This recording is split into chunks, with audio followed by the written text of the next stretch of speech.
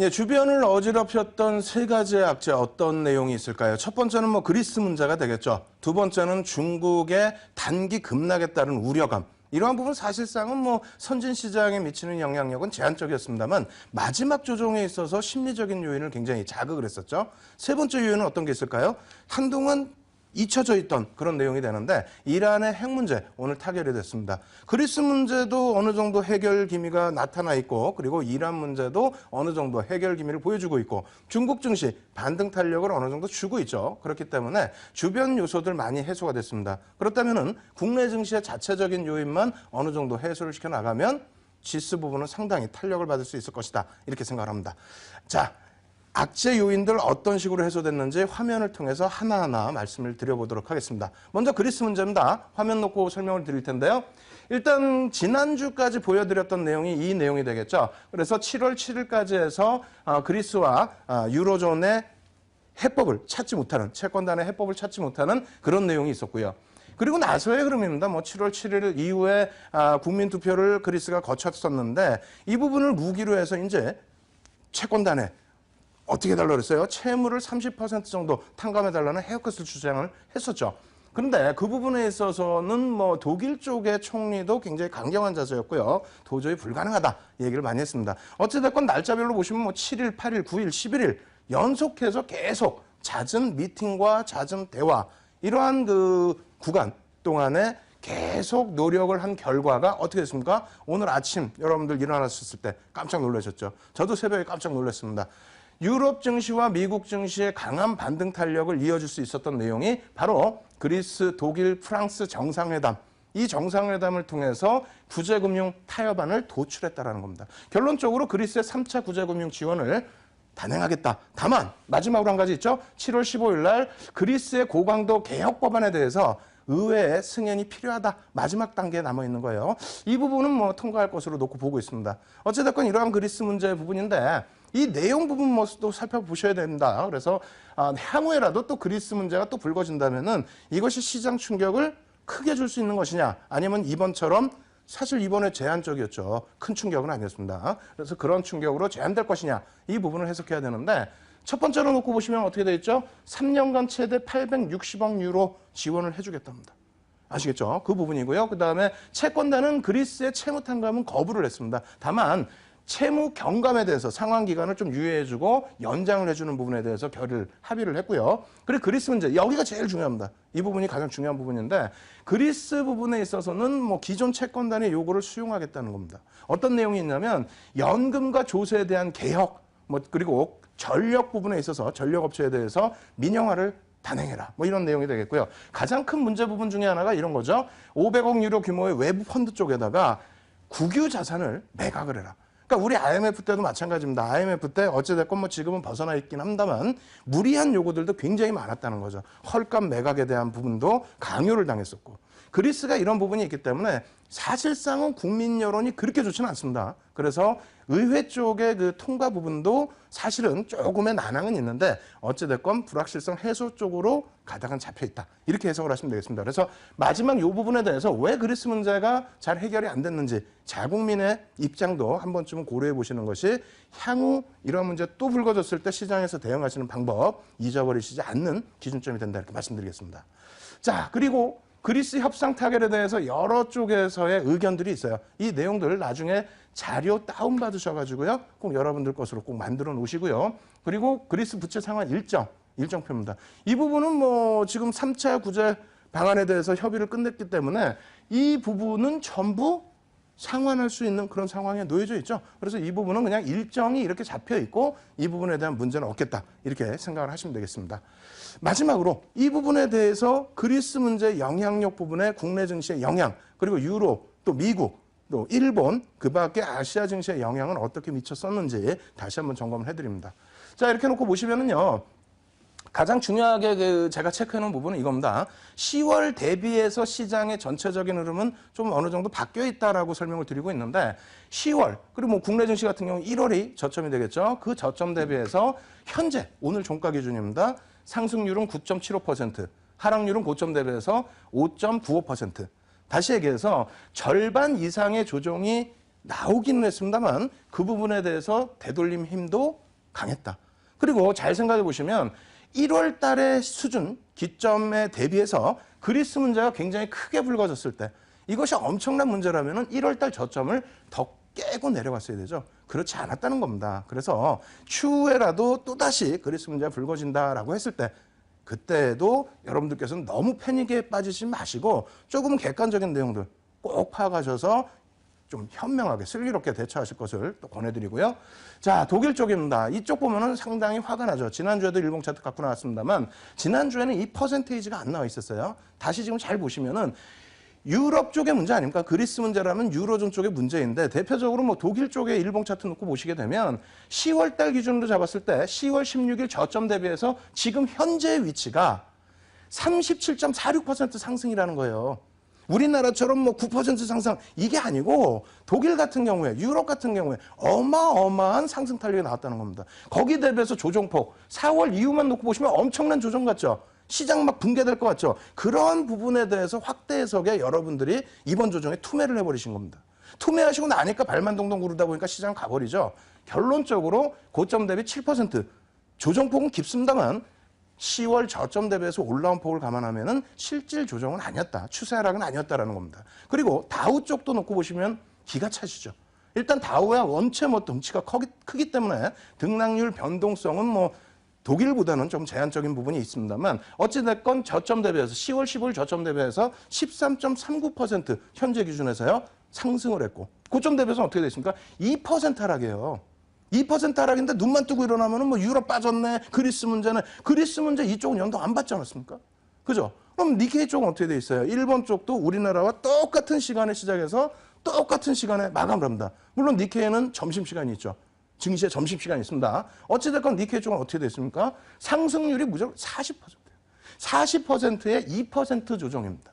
근데 이러한 문제를 바탕으로 해서 그리스 문제뿐만 아니라 한 가지 더 강조드리고 싶은 거는 뒷부분에 중국 얘기도 말씀드리겠습니다만 중국이 급락해서 우리나라로 빠져 그런 부분에 대해서 제발 연동되지 마시고 한 번쯤이라도 자료 꼭 다운받으셔서 기존 내용들 다시 검토하시고 그렇게 하셔야만 이번 같은 투매장에 이겨내실 수 있다는 겁니다. 아시겠죠? 그럼 여기까지만 말씀드리면 선진시장에 있어서의 흐름이지 않느냐라는 생각을 가지고 가시는데 그렇다면 선진시장 이외의 증시도 한번 보여드릴게요.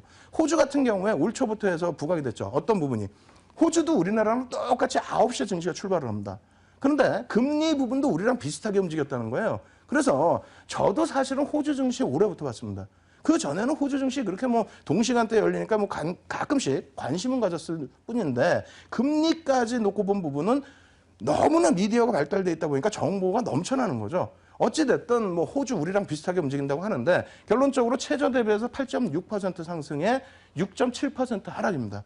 이 부분을 다시 강조를 드리면요. 우리나라 증시 패닉 상태 아니라는 거고요. 비슷하게 연동돼서 흘러가고 있다는 거고요. 그리고 마찬가지로 그리스나 중국 문제에 크게 연동폭은 없다라는 겁니다. 아시겠죠? 거기에 대만 같은 경우는 뭐 여러분들도 자주 놓고 보시는 증시가 되는데 대만 같은 경우에 6.36% 상승에 9.71% 하락이에요. 많이 빠져서 우리 또 빠지는 거 아닌가? 아닙니다. 대만 같은 경우에는요. 2007년도 고점을 어찌됐건 뚫고 난 이후의 조정이라는 겁니다. 아시겠죠? 홍콩 항생지수 같은 경우 어떤 흐름이 있냐면 역시 마찬가지입니다. 11% 상승에 12% 하락이에요. 10월 대비해서. 이렇게 되면은 야 이것도 고점 대비 12% 하락 아니냐? 아니에요. 우리랑 거의 비슷한 흐름을 가지고 가고 있었는데 어떻게 돼 있습니까? 4월 기점에서 장대 양봉이 한 달 만에 15% 이상 상승이 나왔어요. 그리고 나서의 조정폭입니다. 우리나라도 그렇다면 뭐 한 2,500포인트 올라간 이후의 조정이라면은 그렇다면 뭐 아직도 질수는 더 높게 있겠죠. 그래서 지금 뭐 이러한 증시를 놓고 비교를 해드리는 이유가 패닉 상태의 추세 하락으로 내려온 적 없다라는 거예요. 없는데 자꾸 그리스 문제 가지고 뭐 패닉이니 이거 큰일 날 수 있니 또 뭐 중국 증시의 흐름 가지고 하루에 증시가 중국이 8% 등락 나왔다고 해서 이거 큰일 났다. 중국 경제에 대한 문제에 대해서 여러분들이 관심을 가지셔야지 중국 증시는 브릭스 시장입니다. 그쪽에 대해서는 관심을 좀 벗어나시기 바랍니다. 아시겠죠? 그래서 마지막 중국 조정받을 때에 뭐 미국 증시도 빠졌네 이런 얘기 나오는데 아닙니다. 아니에요. 아니고 그때 당시에 옐런 의장의 발언도 이런 발언이 있었어요. 그리스 문제와 그러니까 옐런 의장의 발언이 아니라 FOMC 회의 결과였죠. 그리스 문제와 중국의 증시가 아닙니다. 중국의 경제 성장의 둔화가 나타날 경우에는 미국의 경제 성장률의 일부분에 대한 영향을 미칠 수 있다. 이런 언급이 코멘트가 한번 나왔을 뿐이지 중국 증시에 등락하고는 영향이 제한적입니다. 아시겠죠? 그래서 그리스 문제는 이만큼에서 마무리를 해드리는데 이제는 좀 훌훌 털어버리시고 시장 방향성이 제대로 윗방향으로 움직일 수 있다. 이렇게 생각하시면서 대응하실 것을 꼭 권해드립니다. 두 번째로는요. 중국 쪽 놓고 말씀을 드립니다. 뭐 지난주에도 중국 너무 중국 하길래 지난주에도 2007년도 자료까지 가지고 나서 중국 설명드렸는데 결론 어떻게 했습니까? 말씀드린 그대로 움직였어요. 중국도. 어떻게 해요? 다시 보여드릴게요. 중국 증시 어떻게 되어 있습니까? 쭉 보시면 2014년 10월 저점부터의 흐름이에요. 급락이 나왔죠. 어마어마한 급락이 나왔어요. 그죠? 그리고 되돌렸어요. 근데 문제는 뭐냐면 2014년 10월 27일 저점 대비해서 72% 올라 있다는 거예요. 72%. 그리고 나서 30% 빠졌다는 겁니다. 다시 얘기해서 우리나라 증시로 따지면 얘네는 100% 이상 상승해요. 10월 대비해서 100% 이상 상승. 그럼 우리나라 증시로 따지면 2,000포인트에서부터 4,000포인트 갔다가 4,000포인트 갔다가 한 3,500? 이 정도 밀려 내려와 있는 수준이라는 거예요. 그럼 얼마나 좋겠어요. 올라가지도 않았는데 왜 얘네 빠진다고 우리가 빠져야 됩니까?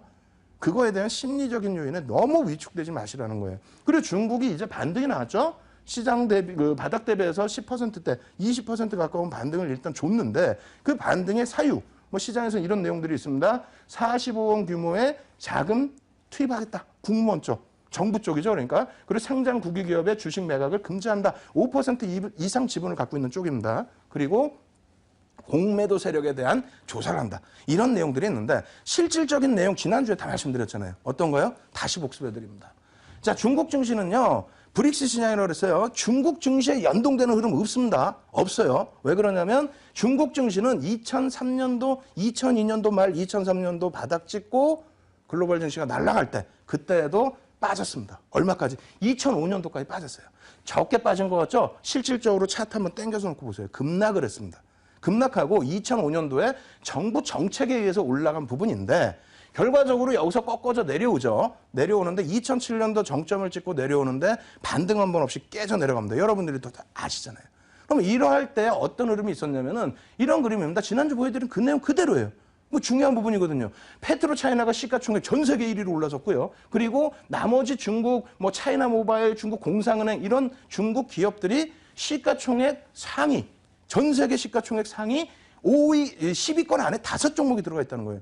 여기서 제일 시가총액을 높게 차지했었던 페트로 차이나, 이 페트로 차이나의 흐름 놓고 보시면은 2007년 11월 5일입니다.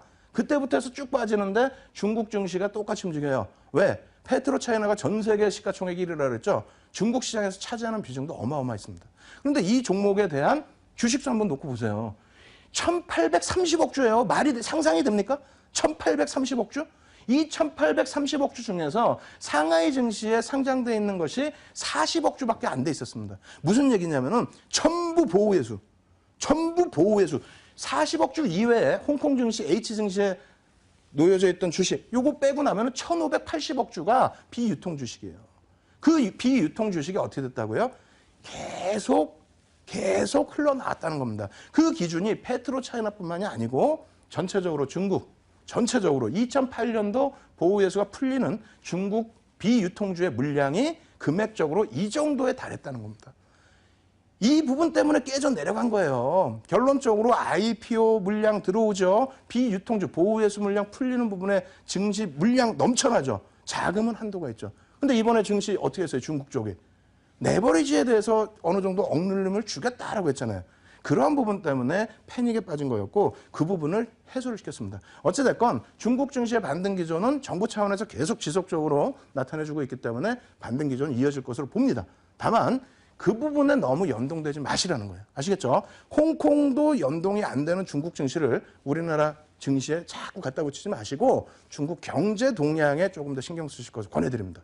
그렇다면은 중국이 이렇게 해소됐으면 어떤 또 맥락에서 대응을 하셔야 돼요? 지난주, 2주 전, 3주 전 계속 얘기했었죠. 어느 부분이죠? 자, 메리스, 이제는 뭐 거의 메리스 잠잠해져 있습니다. 근데 다시 말씀드린 이유는 그리스 문제 또 중국 문제 겹쳐지면서 이 메리스 관련 직접적인 피해주, 수혜주 이러한 종목군들 재차 관심을 가지셔야 되기 때문에 가격 매력이 또다시 부각됐기 때문에 또다시 갖고 나온 겁니다. 자, 보시게 되면요. 오늘 이 복습 부분 많이 해드릴 텐데 여기 보시면은 뭐 리온쿠첸이라고 조그맣게 써 있어요. 이 화면이 뭐냐면 요겁니다. 메르스 관련 직간접 피해주. 업종별로 또 조금 더 또 말씀드릴 텐데 여기 맨 밑에 보시면 리온쿠첸 있죠. 리온쿠첸 같은 경우에도 중국 관광객에 따른 또 중국 경기에 따른 수혜 부분과 또 피해 부분도 같이 연동돼 있습니다. 중국 증시가 급락이 나오면서 일반인들에 대한 지출, 지갑이 닫히게 되면 어려운 부분도 있죠. 시장 반등과 함께 이런 쪽의 흐름도 긍정적으로 보실 수 있다는 건데 22회, 그러니까 뭐 6월 23일 날 가지고 나와서 설명드린 차트 내용이 요겁니다. 그러고 나서 어떻게 됐습니까? 그 이후에 23일, 6월 30일 날 가지고 나와서 또 보여드린 내용이 요거예요. 6.83% 무료교육 위에 올라간 부분, 이 부분이 적습니까? 라고 말씀드리면서 뭐라 그랬어요? 추가적인 흐름이 긍정적으로 나타날 수 있다고 말씀드렸죠. 근데 결론적으로 어떻게 됐냐면은 시장 흐름에 따라서 연동이 돼서 밀려 떨어져 내려왔다는 거예요. 밀려 떨어져 내려올 때 매주 수요일 날 제가 장중에 뭐라 합니까? 교육방송 계속 해드리잖아요. 교육방송 계속 해드릴 때 어떻게 말씀드렸어요? 중국 증시에 대해서 패닉 영향 받지 마라. 그리스 문제 부담 없다. 그렇다면은 이러한 종목군들 메리스 영향 때문에도 조정이 있었다면은 이러한 저점 라인에서 다시 관심을 가지셔야 된다라고 말씀드렸죠. 결론적으로 지금의 흐름도 오늘도 15,000원 위쪽으로 뻗어 올라갔다가 대밀렸어요. 대밀렸습니다만 어떻게 됐습니까? 직전 고점을 뚫을 수 있을까요? 없을까요? 이 부분은 다시 시간을 내서 제가 교육방송을 통해서 복습을 해드릴게요. 이렇게 해서 중국 관련 내용까지 마무리를 해드렸고 마지막으로 이란의 핵 문제에 대해서 말씀을 드려보도록 하겠습니다. 자, 이란의 핵 문제 부분, 핵 문제 일제예요. 뭐 많은 분들이 잘 아시겠지만은 쭉 정리해봤습니다. 13년 만에 타결됐다고 그러죠. 2002년 이후에 계속 문제가 불거졌는데 솔직히 말씀드리면 이란도 배째라 그런 거예요. 에? 야, 우리가 핵을 갖겠다. 너희들은 핵이 있고 왜 나는 핵이 없어야 돼? 왜 중동 국가는 뭐 혼이 나야 돼? 이런 식으로 대항을 했죠. 뭐 전 세계적인 평화를 위해서는 이란이 핵을 가지면 안 된다. 그거는 뭐 미국 쪽이나 서방 국가들의 주장인데 어찌됐건 간에 핵이 많으면 안 좋죠. 그래서 이 부분에 대한 협상을 계속 단행을 한 거고 이러한 일정이 쭉 지난 이후에 2013년부터 해가지고 이제 뭐 좀 개선이 됐습니다. 중도파 정부가 이란에 들어서게 되면서 결국은 뭐 올해 6월 말부터 7월까지 굉장히 긴 기간 동안에 뭐 거의 뭐 합숙하면서 같이 장기 협상을 했어요. 그리고 나서 이제 조금 한두 차례 더 미뤄지고 해가지고 야, 이게 과연 될까 했는데 미국 국회가 해산되기 이전에 빨리빨리 진행을 해야 되는 부분이 있죠. 그래서 이 부분이 어찌됐건 간에 오늘 장중 기준에 장마감인 거예요. 죄송합니다. 어찌됐건 오늘 완전 타협 수준의 핵협상 타결이라는 속보가 막 떴습니다. 이렇게 된다면 어떻게 될까요? 중동 쪽의 불확실성, 지정학적 리스크 부분은 해소가 됐다. 한동안 그리스 문제와 중국 문제 때문에 등한시했었던 중동 국가들의 지정학적 리스크 부분, 또 이 부분에 대해서 유가 부분의 급등락 부분, 이러한 부분이 해소가 됐기 때문에 세계 경제에는 긍정적인 영향을 미칠 수 있다는 겁니다. 결론적으로 WTI 그 월봉 차트인데요. 선물 월봉 차트입니다. 그런데 월봉 기준에서 놓고 보시면 많이 빠져 있는데 이 종가 대비해서 지금 그 실시간 선물 거래 가격은 뭐 저점 기준에서는 추가 2% 정도의 조정이 나왔어요. 근데 뭐 제가 다시 방송 나오기 전에는 반등이 일부 나왔더라고요. 그래서 1%대 조정이 일단은 있었습니다. 결론적으로 제가 강조드리는 건 뭡니까? 유가 부분의 급락에 대해서 말씀드리는 게 아니에요. 유가 급락 나왔다고 누가 뭐 좋은 거 있습니까? 물론 뭐 휘발유 가격 내려갈 수 있겠죠. 그렇지만은 그 부분에 대한 또 피해 업체도 있어요. 정유업체들, 그리고 화학업체들 피해를 볼 수도 있습니다. 그리고 항공업체 마찬가지예요. 유가 부분이 급등락에 나오면 해지를 해야 되는 비용이 많이 들기 때문에 오히려 안정 추세, 올라가더라도 안정, 내려가더라도 안정 추세의 등락이 나오는 게 가장 좋습니다. 어찌됐건 간에 뭐 이란의 이러한 문제가 해결됐다라는 부분은 어떠한 부분에 영향을 또 미칠까요? 항공주입니다. 항공주도 뭐 계속해서 여러분들께 말씀을 드렸는데 항공주 부분에 있어서도 긍정적인 모멘텀이 작용될 수 있다는 겁니다. 그래서 시간의 거래에서 이미 대한항공 같은 경우는 뭐 2%대의 반등, 그리고 아시아나항공 같은 경우에는 4%대의 반등, 그리고 여타 업체들 같은 경우에도 추가 급등 나온 폭이 있는데 내일 시장에서 너무 오버된 흐름만 아니라면은 여러분들이 중기적인 관점에서 꼭 놓고 보셔야 됩니다. 그래서 대한항공 한번 다시 갖고 나와봤습니다. 대한항공 차트하고 뭐 그 교육 내용 다시 보여드리게 되면은 이쪽도 메리스 관련해서 3주 전에 벌써 이미 말씀을 드렸죠. 6월 24일 뭐 4주 가까이 되나요? 이때 말씀을 드렸고 바닥에서부터 돌려진 흐름이 있었지만은 추세 전환된 부분이다. 이 그림이에요. 이 그림 가지고 나와서 말씀드린 거고 그 이후의 흐름에 있어서는 이러한 급등이 나왔습니다. 그죠? 이란의 핵 타결 가능성 때문에 유가도 하향 안정 추세로 내려왔고 급등이 나왔는데 문제는 뭐냐면 그 이후에 이런 흐름이 나왔잖아요. 급등 이후에 밀려 내려갔습니다. 네? 왜 밀려 내려갔냐면 특히 대한항공 같은 경우에는 일단은 블록딜에 대한 지분에 대해서 대주주 지분에 대해서 블록딜을 추진했는데 블록딜이 좀 무산이 된 겁니다. 무산이 됐다고 해서 뭐 그 물량이 출회되거나 하진 않죠. 그러한 부분 때문에 심리적인 영향, 단기 바닥에서부터의 흐름 이러한 부분 때문에 다시 조정을 받았습니다. 다만 저점을 재차 깨는 흐름은 아니에요. 결론적으로 유가에 대한 부분 또 그 영향에 대한 실적 개선폭 이러한 부분까지 감안한다면 메리스 영향으로 굉장히 큰 폭의 조정을 받았던 항공주들은 어떻게 해야 된다고요? 여러분들이 꼭 관심을 가지셔야 된다는 겁니다. 아시겠죠? 그래서 결론적으로 세 가지 악재 다 짚어드렸습니다. 그리스 문제, 그리고 두 번째는 무슨 문제였죠? 중국에 관련된 심리적인 문제예요. 세 번째는요, 이란의 핵 문제 타결됐다는 겁니다. 아시겠죠? 그래서 이러한 주변 요소들이 많이 해소가 됐기 때문에 조금은 이제 냉정하게 놓고 보면서 움직임을 가져가자. 왜? 국내 증시 2080포인트까지 잘 반등 나왔고 거기서 바닥 싹 다지고 2100포인트, 2110포인트 올라갔다가 이번에 그냥 급락이 나왔던 거예요. 단기 급락이. 근데 잘 돌려놨잖아요. 그러면 2060포인트 형성되어 있는 지금 시점 윗방향으로 충분히 열어두실 수 있다는 겁니다. 아시겠죠? 그래서 오늘 시황 부분 이만큼 해서 마무리를 해드리고요. 두 번째 파트, 오늘 핵심적으로 보셔야 될 이슈 종목군들 분석을 해드리도록 하겠습니다.